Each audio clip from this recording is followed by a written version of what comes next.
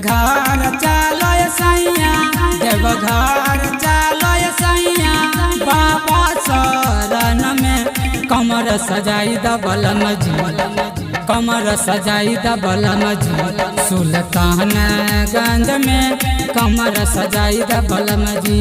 देवघर चलो सैया, देवघर चलो सैया, बाबा शरण में कमर सजाई दबलम जी, कमर सजाई दबलम जी, सुल्तानगंज में कमर सजाई दबलम जी, सुल्तानगंज में कमर सजाई दबलम जी।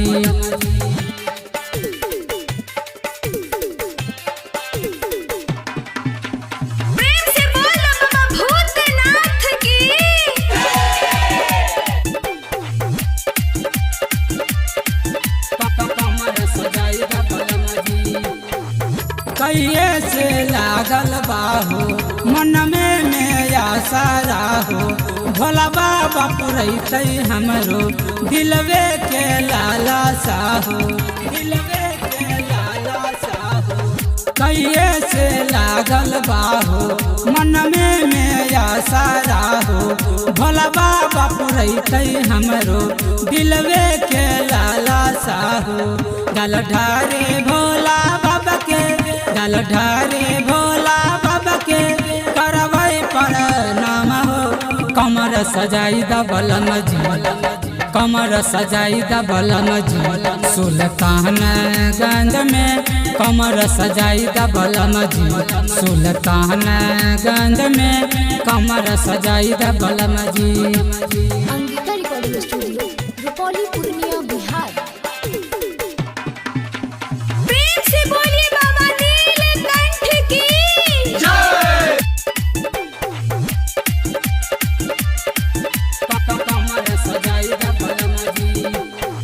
जल भारी कमर उठैबै, बोलबम के नारा लगैबै, भंगधा धुर बेली के पाता शिवलिंग पर जाके चढ़ैबै, शिवलिंग पर जाके चढ़ैबै।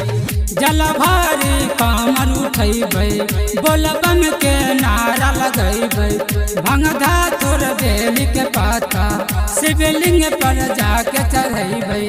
कहे सुनील कुमार राइटर, कहे सुनील कुमार राइटर, जब देव घर हो, कमर सजाई दबलम जी, कमर सजाई दबलम जी, सुल्तानगंज में कमर सजाई दबलम जी, सुल्तानगंज में कमर सजाई दबलम जी। Angika recording studio, Rupauli, Purnia, Bihar.